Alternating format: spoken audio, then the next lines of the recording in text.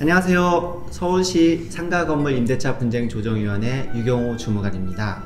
오늘은 특별한 분을 모셨습니다. 현재 건축사이시면서 오랫동안 조정위원으로 활동해주신 나건희 건축사님을 모시고 생생한 조정 사례를 들어보는 시간을 갖겠습니다. 위원님 안녕하세요. 네, 안녕하세요. 나건희 건축사입니다. 오늘 특별한 사례를 이제 소개해드린 자리인데 어떤 특별한 사례를 준비하셨나요? 예, 보통 저희가 분쟁 조정을 보면 보통 임차인이 신청했던 사례인데, 네. 이 건을 같은 경우에는 임차인이 1차로 신청을 했고 또 임대인이 다른 건으로 다른 임차인과 또 조정을 신청한 사례로서 한 건물에 두 건이 조정됐던 사례라고 보시면 될 것 같습니다. 그러면 한 건 한 건 우리 자세히 한번 들어볼까요? 예. 네. 일단은 첫 번째 사례는 네. 지하 임차인이 신청했던 사례부터 말씀을 드리겠습니다. 지하 임차인 같은 경우는 이 임차인이 트렌치가 매우 좁고 길게 또 구석에 설치되어 있다 보니까 임차인이 이걸 그냥 바닥면으로 인식하다 보니까 트렌치가 전부 막혀서 물이 빠지지 않았던 사례라고 보시면 될 것 같습니다. 위원님 말씀 중에 트렌치라고 처음 듣는 용어가 나왔는데 그 시민 여러분께 간단히 한번 설명 좀 해주시겠어요? 트렌치는 보통 바닥에 설치되는 배수장치라고 보시면 될 것 같고요. 윗부분이 철판이나 보통 채널로 형성된 그 바닥 재 중에 하나라고 보시면 될 것 같습니다. 그럼 결국은 그 문제가 있어서 어떤 뭐 영업 손해배상이라든지 공사를 해달라는 측면인가요? 그렇죠. 처음에 저희한테 분쟁 조정을 신청할 당시에는 네. 사실은 두 분이 공사를 누수로 발생했던 부분을 방지하기 위한 공사라든가 보수 공사를 어떻게 할 것인가를 가지고 서로 논의가 진행되다 보니까 분쟁을 신청했던 사례라고 보시면 될 것 같습니다. 그럼 그건 어떻게 뭐 잘 해결하게 어떤 방법을 제시했나요?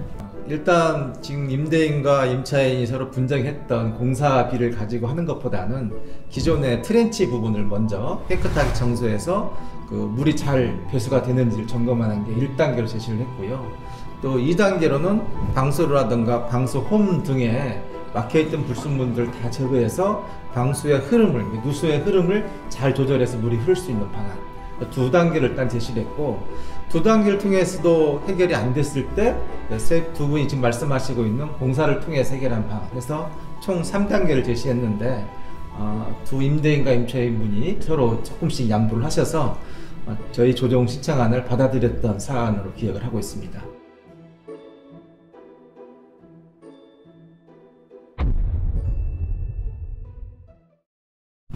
사실 뭐 기술적인 측면이라면 기술이라고 표현할 수 있는데 1, 2단계에서 비용을 최소화하면서 마지막 안 될 때는 이제 비용을 제시하는 그렇죠. 그런 아주 훌륭한 방법인 것 같습니다. 그런 방법으로 일단 했는데 중요한 것은 이제 임차인과 임대인 분이 받아들여 주셔서 조정이 해결됐던 사안이 더 중요하다고 저는 판단을 하고 있습니다.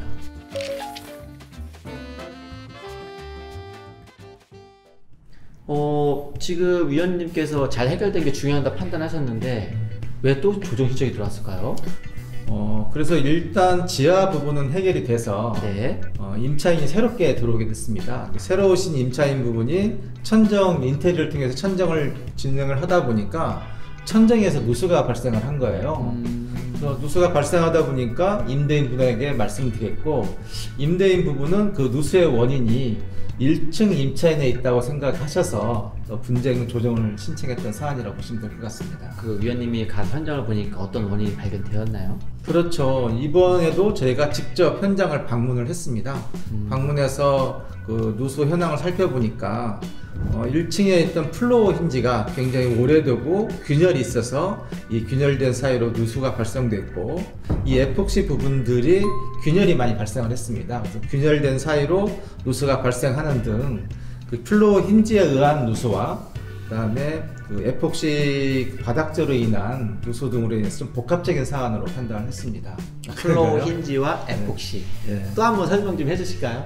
플로우 힌지는 문을 열고 닫을 때 그 바닥에 힌지로서 중심축 역할을 해주는 기계장치입니다.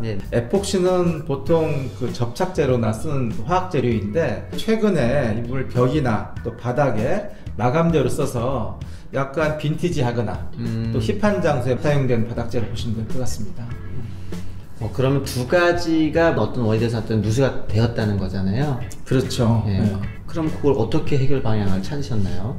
플로 힌지 부분은 임대인 부분이 일단 비용을 일단 들여서 공사를 하시기로 하셨고, 그 다음에 에폭시 부분과 그 플로 힌지 등의 공사를 하는 동안에 어떤 영업상의 불편은 임차인이 어느 정도 양보하시기로 해서 두 분이 어떤 상당하게 양보를 어느 정도 같이 하셔서 이 원만하게 조정이 해결된 사안이라고 보시면 될 것 같습니다.